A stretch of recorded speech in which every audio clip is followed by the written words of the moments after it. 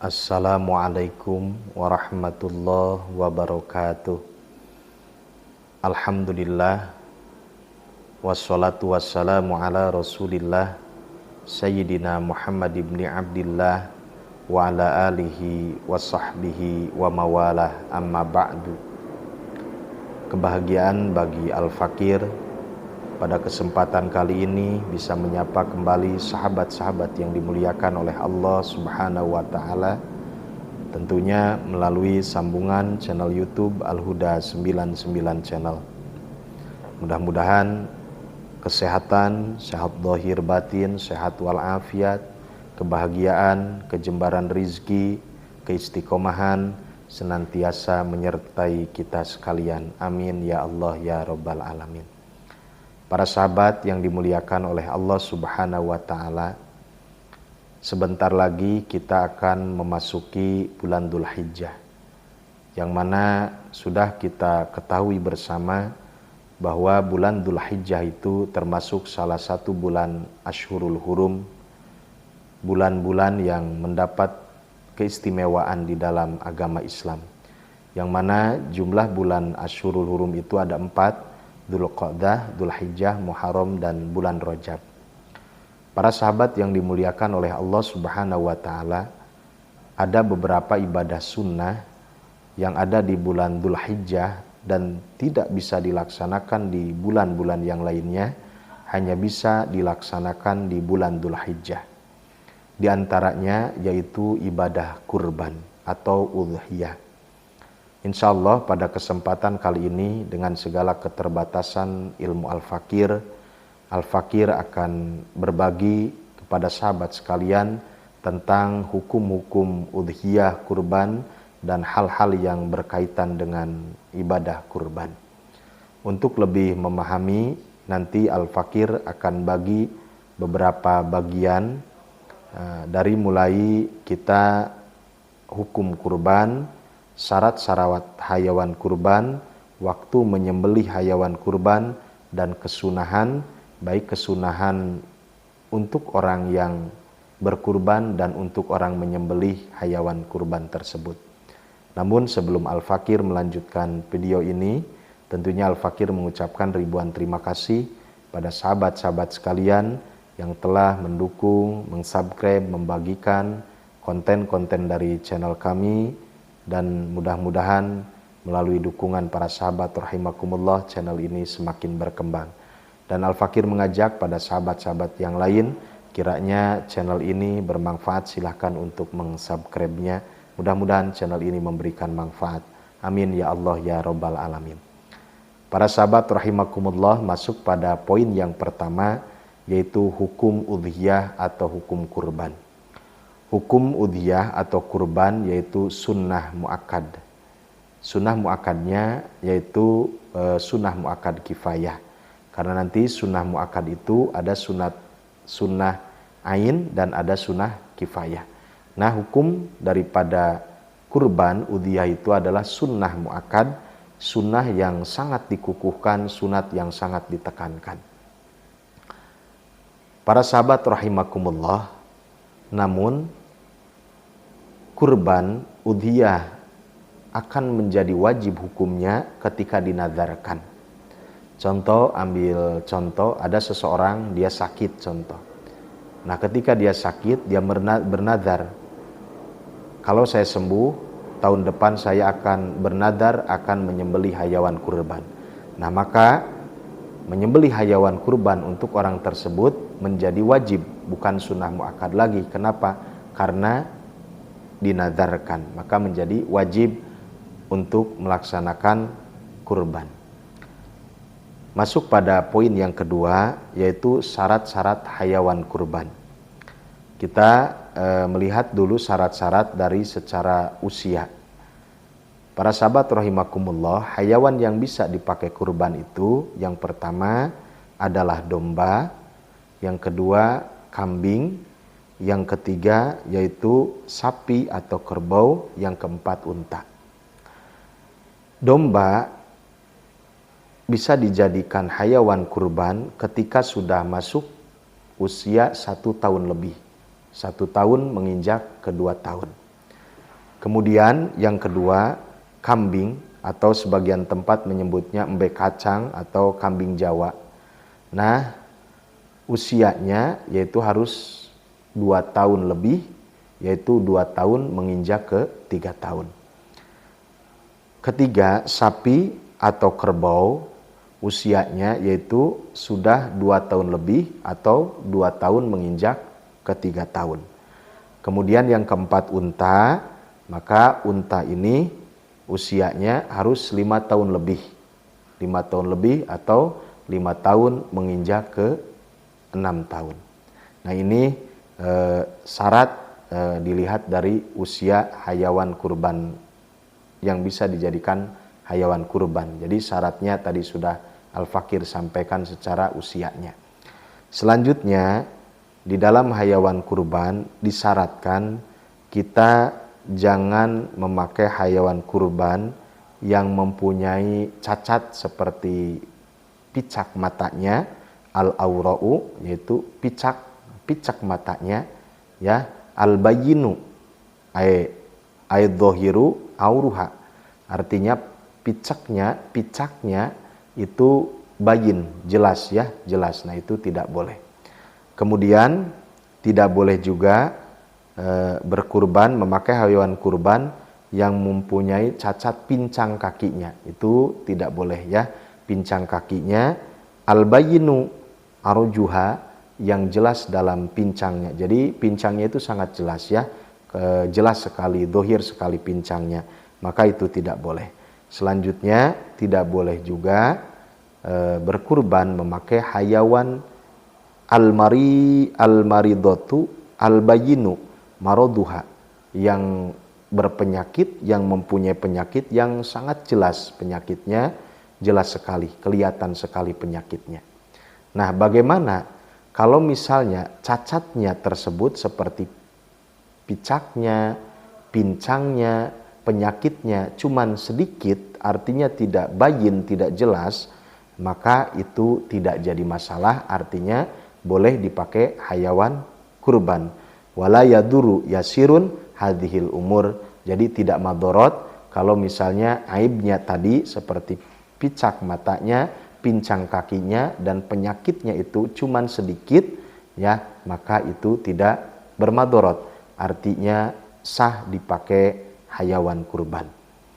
Selanjutnya tidak boleh juga berkurban dengan hayawan al-ajfa'u, yang kurus ya, tidak boleh berkurban dengan hayawan yang kurus, itu tidak boleh para sahabat rahimakumullah.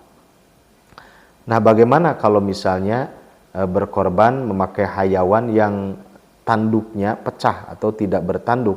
Nah maka itu boleh ya, boleh, tidak jadi masalah. Namun sebaiknya itu ya, sebaiknya kita di dalam korban ini usahakan dengan hayawan yang sangat bagus, hayawan yang terbaik, dijauhkan dari kecacadan, dijauhkan dari penyakit ya. Walaupun misalnya tanduk itu kita tidak dimakan, tapi kita kalau misalnya mencari yang gagah, kelihatannya tanduknya bagus, itu lebih baik ya. Namun para sahabat rahimakumullah, itu tidak menjadi syarat kalau masalah tanduk, tidak menjadi syarat, artinya boleh ya berkorban dengan hayawan yang pecah atau misalnya patah tanduknya atau misalnya tidak bertanduk, itu pun boleh, tidak jadi masalah ya. Bagaimana kalau misalnya berkorban dengan hayawan yang tidak mempunyai telinga ya, tidak mempunyai telinga, ima tidak punya telinganya, dipotong telinganya gitu kan, atau memang dia terlahir tidak bertelinga, nah maka itu tidak cukup, artinya tidak boleh ya para sahabat rahimakumullah. Nah itu diantara syarat-syarat hayawan kurban. Tadi sudah Al-Fakir sampaikan ya. Namun perlu diulang para sahabat rahimakumullah, ketika berkurban bagusnya kita memang harus mempunyai kehati-hatian. Kita lihat secara usianya harus sudah masuk usia yang memang boleh dipakai kurban. kemudian kita misalnya cari yang benar-benar sehat, yang jauh dari kecacadan, karena kurban itu tujuannya taqarruban ilallah, kita mendekatkan diri kepada Allah dengan kita berbagi sebagian rizki kita yang memang kita melalui hayawan kurban, menyembelih hayawan kurban, kita bagikan dagingnya kepada fakir miskin dan lain sebagainya. Maka ketika kita memilih hayawan kurban yang benar-benar bagus, benar-benar hebat, benar-benar gagah, itu sangat luar biasa. Mobil khusus kita tadi syarat-syaratnya perlu kita ketahui agar senantiasa hayawan kurban kita diterima oleh Allah Subhanahu wa taala. Amin ya Allah ya rabbal alamin. Nah, masuk kepada poin ketiga, waktu menyembelih hayawan kurban. Wa yadkhulu waktu dzabhi lil udhiyati min waqti sholatil idi ai idin nahri. Jadi masuk waktu menyembelih itu min waqti sholatil id, dari waktu sholat id, ai idin nahri, yaitu hari raya kurban. Jadi masuknya menyembelih ataupun waktunya menyembelih hayawan kurban itu dari yaitu waktu sholat id, yaitu idin nahri, id hari raya kurban. Nah, wa ibaratu rodoh, ibarat di dalam kitab rodoh, wa asliha yadkhulu waktu tadhiyati idza tala'at tisyamsu yauman nahri wa madha qadru rak'ataini wa khutbataini khafifataini.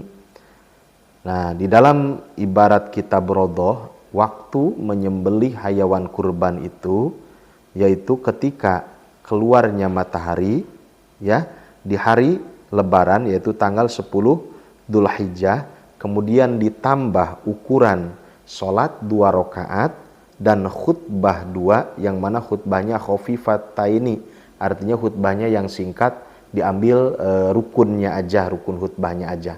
Jadi itu waktu menyembelih itu. Jadi matahari keluar di hari raya tanggal 10 Dzulhijjah, kemudian dari matahari keluar itu ditambah ukuran sholat 2 rakaat dan khutbah 2, yang khutbah 2 itu singkat, artinya diambil alfad wajibahnya, yaitu rukun khutbahnya. Kalau misalnya kita keluar matahari, kalau misalnya ukuran khutbah dan sholat, khutbah 2 dan sholat 2 rakaat itu 10 menit, berarti tinggal ditambah 10 menit, itu masalan contoh seperti itu para sahabat rahimakumullah. Kemudian sampai mana batas menyembelih hayawan kurban? Nah, yaitu batasnya sampai guru bisamsi min akhiri ayami tasyrik, sampai matahari terbenam akhir hari tasyrik, berarti tanggal 13 ya. Jadi sampai matahari terbenam di tanggal 13 Dzulhijjah. Jadi waktu menyembelih itu panjang para sahabat. Waktu berkurban itu panjang. Dari mulai keluar matahari tanggal 10 bulan Dzulhijjah, kemudian ditambah ukuran sholat 2 rakaat dan khutbah 2 ya. Nah, tanggal 10, 11, 12, 13 sampai matahari terbenam pada tanggal 13, berarti kan 4 hari ya. Panjang waktu kurban itu, menyembelih kurban itu panjang waktunya. Kemudian para sahabat rahimakumullah, kita masuk pada kesunahan. Kita masuk dulu pada kesunahan orang yang berkurban. Nah, disunatkan untuk orang yang berkurban ketika sudah masuk pada tanggal 1 Dzulhijjah, sunat tidak memotong rambut dan tidak memotong kuku ya. Sampai mana? Sampai nanti menyembelih hayawan kurban. Waktu menyembelih hayawan kurban. Jadi contoh misalnya saya nih hendak berkurban gitu kan ya. Nah, maka ketika sudah masuk pada tanggal 1 Dzulhijjah, maka sunnah untuk tidak memotong kuku dan tidak memotong rambut. Itu kesunahan untuk orang yang berkurban. Selanjutnya, kesunahan untuk orang yang berkurban Kalau laki-laki dan mampu, maka sunnah memotong sendiri, ya. Kalau mampu untuk laki-laki, maka sunnah memotong sendiri. Tapi kalau tidak mampu, ya, silakan mewakilkan kepada orang yang mampu untuk memotong hewan korban tersebut. Selanjutnya, sunnah lagi untuk orang yang berkurban menyaksikan pemotongan hewan kurban. Dan nanti ada kesunahan-kesunahan, ada beberapa kesunahan-kesunahan yang lain itu diantaranya para sahabat rahimakumullah. Kemudian kesunahan untuk orang yang menyembelih, ya, wa yustahabu inda dzabhi khamsatu asya'a. Ada 5 kesunahan ketika menyembelih. Nah, ini untuk orang yang menyembelih. Ahaduha atasmiyatu fayakulu adzabihu bismillah wal akmalu bismillahirrahmanirrahim.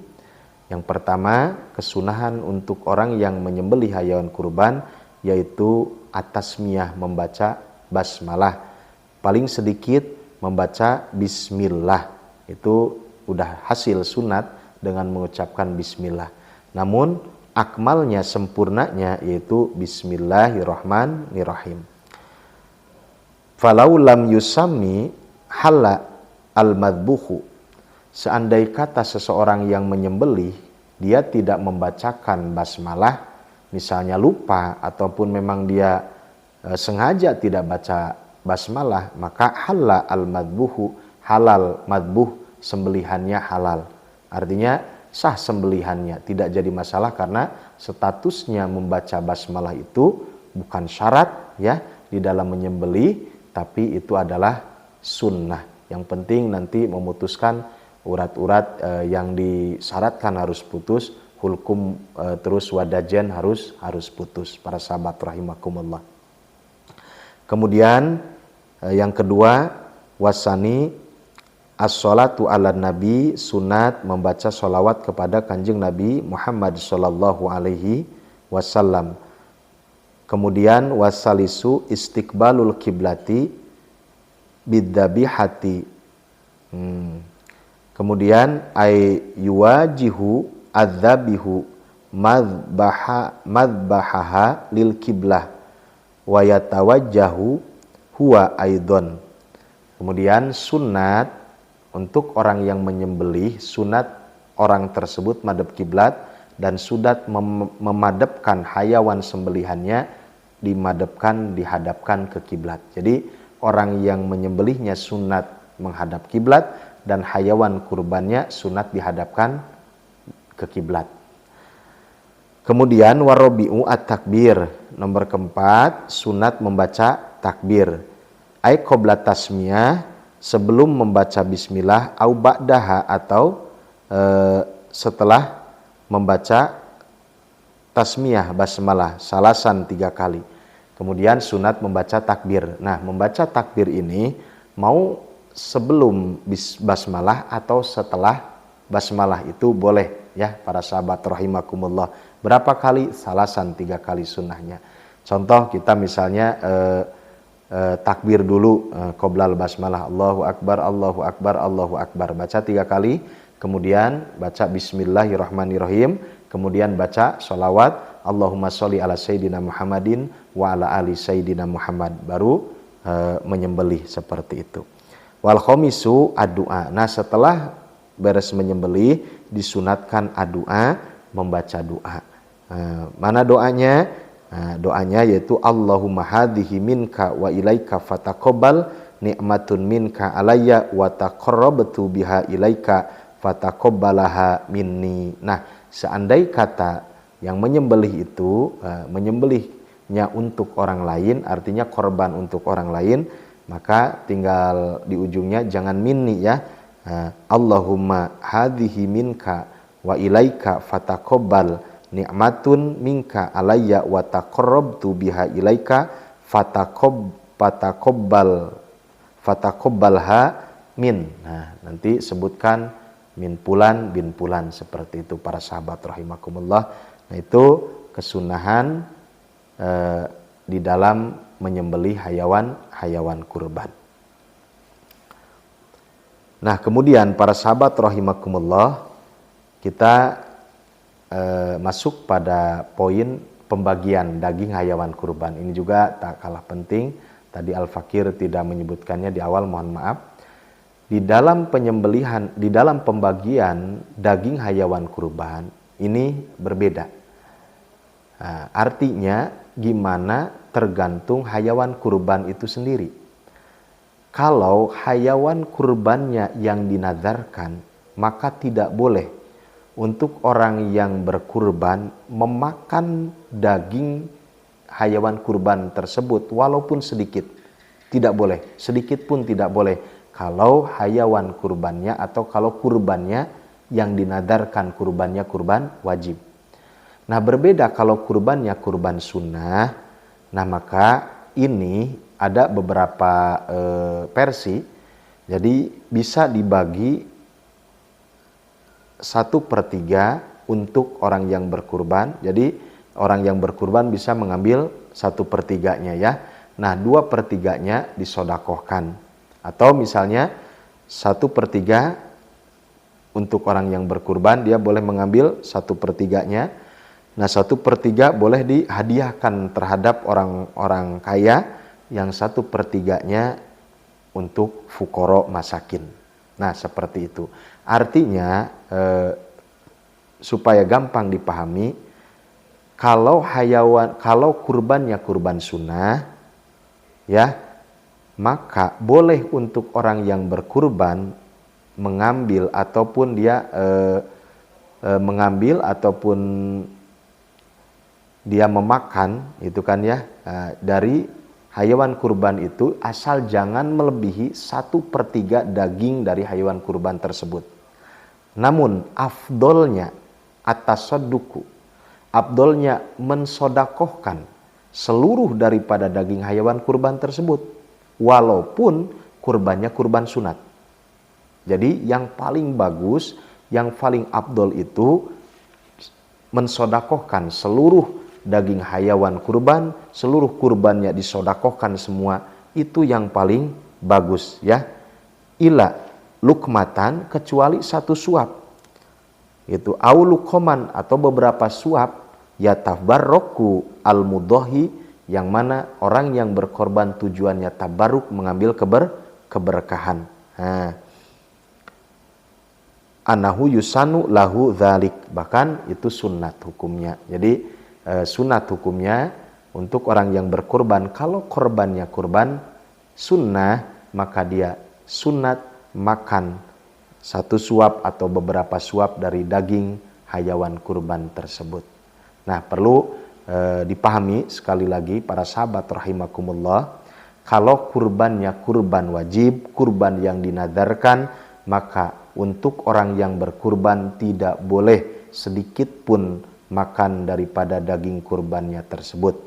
Namun kalau kalau kurbannya kurban wajib, kurban sunat, sekali lagi, kalau kurbannya kurban sunat, maka boleh untuk orang yang berkurban mengambil dari daging kurbannya tersebut, memakan dari daging kurbannya tersebut, asal jangan melebihi dari 1/3-nya, sepertiganya ya, jangan melebihi dari 1/3-nya. Namun yang lebih afdolnya, yang lebih bagusnya ya, menyodakohkan seluruh hayawan kurban kecuali beberapa suapan atau 1 suapan yang mana dia tujuannya untuk mengambil sunat, mengambil keberkahan dari hayawan kurban.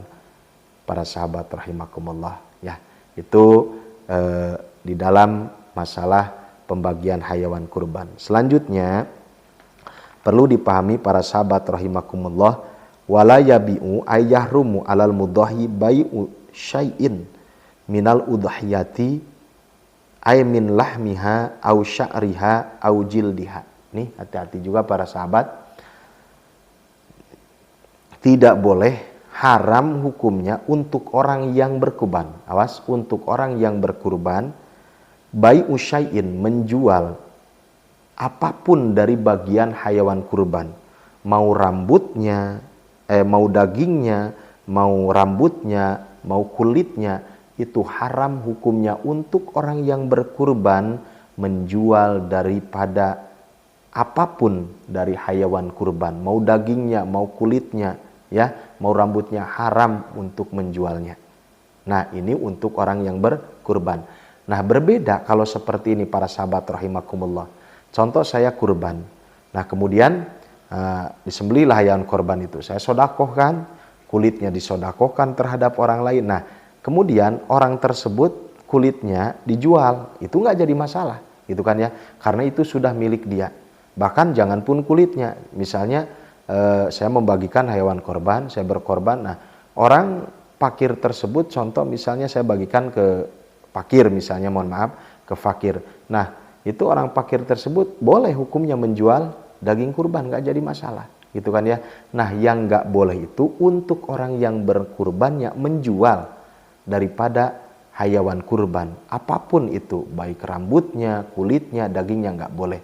Adapun untuk orang yang nanti dia menerima daripada kurban, misalnya saya berkorban, terus saya sodakohkan tuh kulitnya, nah dia tidak olah, dia jual, nah itu tidak jadi masalah, ya para sahabat rahimakumullah, itu perlu diketahui. Dan selanjutnya perlu dipahami, tidak boleh juga kita memberikan ujroh, memberikan upah terhadap orang yang menyembelih hayawan kurban, upahnya, ujrohnya dari bagian hayawan kurban tersebut.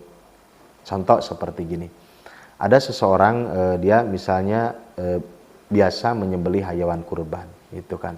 Nah kemudian kita memberikan ujroh, memberikan upah terhadap orang tersebut, nah kepalanya atau misalnya pahanya, itu tidak boleh, tidak boleh ya. Nah kalau ujroh, ya berbeda kalau misalnya sodakoh. Artinya memang misalnya orang tersebut menyembelih hayawan kurban itu, dia tidak ada bayaran, dia karena Allah, dia tidak minta upah, kemudian tidak minta upah. Nah kemudian kita memberikan sodakoh daripada daging hayawan kurban, misalnya kita berikan sodakoh dari hayawan dagingnya, gitu kan.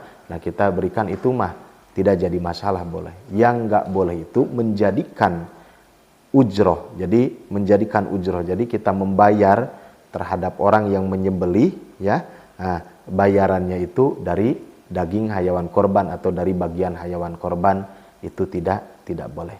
Nah para sahabat rahimakumullah, itulah masalah-masalah yang terkait dengan kurban. Tentunya banyak kesalahan, banyak kekurangan, baik dari pemaparan al-fakir dan juga tentunya keterbatasan ilmu al-fakir. Mohon maaf yang sebesar-besarnya. Barangkali ada baiknya, barangkali ada benarnya, barangkali ada hikmahnya. Mari kita ambil sama-sama, dan tentunya mohon maaf atas segala kekurangan, kehilapan al-fakir. Kepada Allah al-fakir beristighfar meminta ampunan, dan kepada sahabat sekalian al-fakir memohon maaf. Assalamualaikum warahmatullahi wabarakatuh.